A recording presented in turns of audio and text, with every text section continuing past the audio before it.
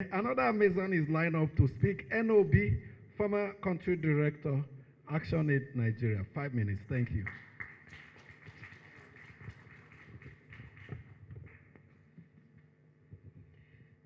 Thank you very much for the opportunity, Mr. Chairman.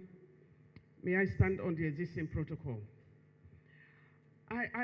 It's a great pleasure to have the senior advocate, Okutekpa, having to be the keynote speaker here, and it's really special. And I'll go back in time, that we left school about 33 years ago. And I want to go back to that place because whatever you are doing today, we come from a school that believes in discipline and dedication, completely.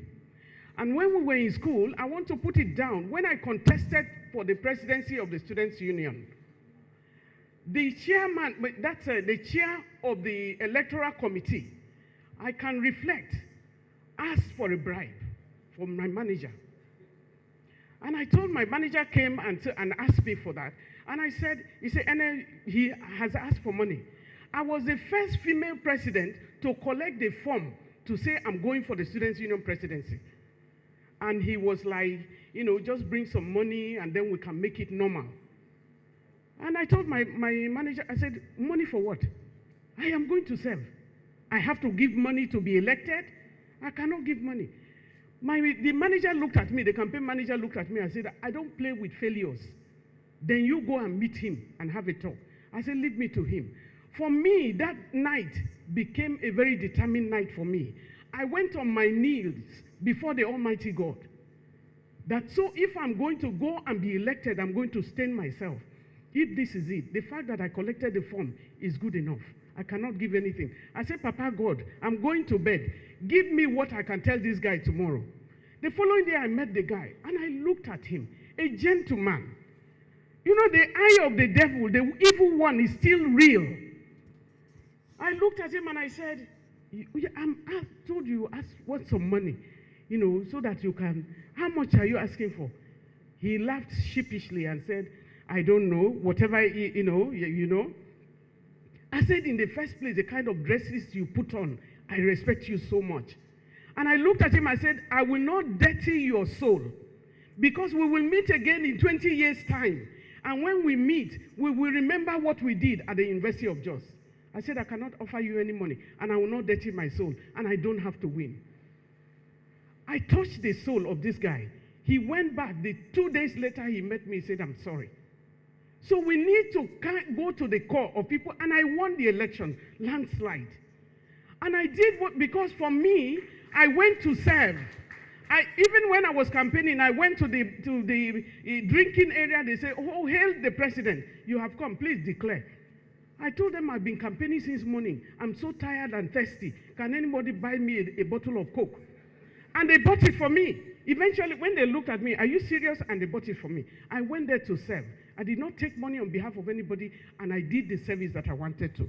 I thought to recall that because we are now meeting about 33 years later, and I can look boldly in the eyes of everyone that I led, and it's a promise. The quality of citizenship, I think, is very, very important that we look at what we are doing, because we are now talking about who is in the judiciary, is a human being. Who is it? The highest office in the land is a citizenship. Are you a citizen? What is your quality? Whether you are the governor, are you no longer, have you forgotten, I pledge to Nigeria, my country, to be faithful, loyal, and honest. That statement goes for each and every one of us.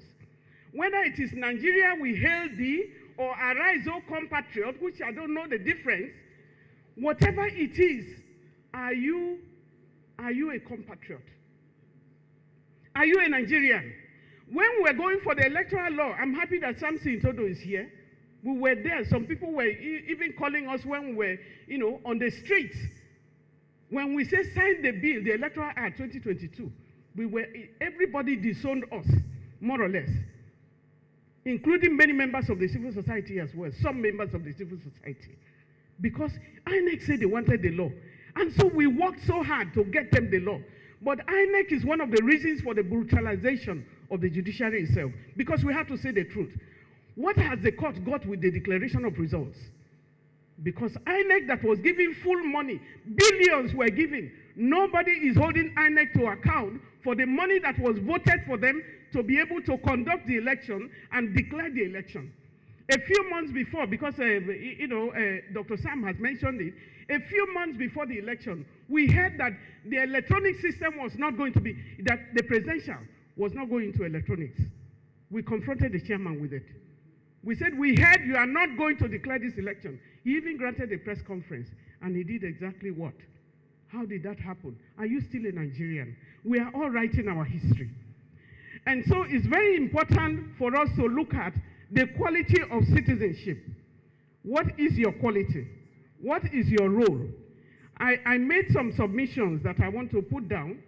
The issue of morality, which the senior advocate has mentioned. Morality, what is your morality? That's one of the bane of you being a Nigerian. When we're growing up, patriotic citizenship.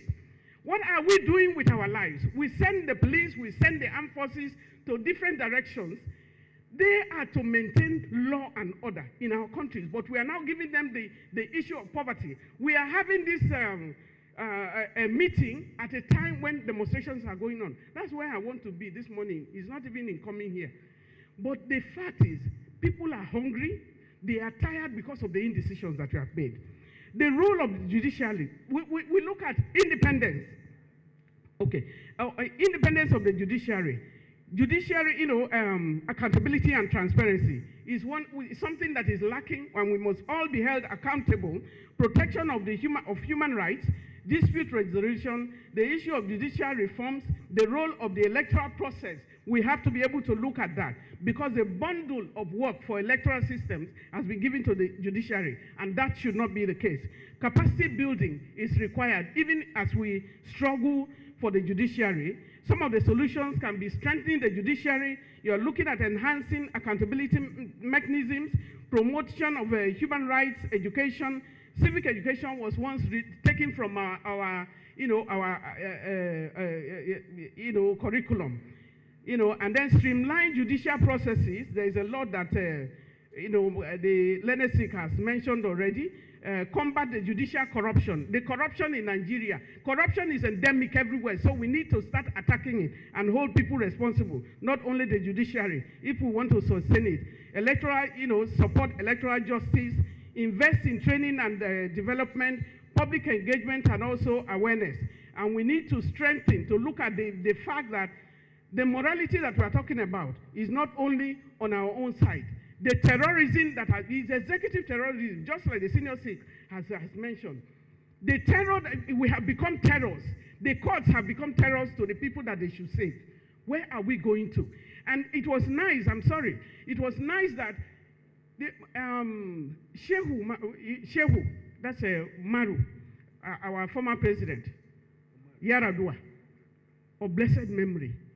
When the judgment came, he said, if they said no, I will pack my things and leave. Why must it be? Must you rule Nigeria? What are we doing to our system? So claim your space. If you are under the sound of my voice this morning, claim your space as a Nigerian. Be a Nigerian, because many of us here are we are on our way going out of Nigeria. When I say we are on our way going out of Nigeria, what am I saying? We are all going to die very soon. Whether we like it or not, 50 years from now, many of us are going out. What have you left behind? Thank you very much.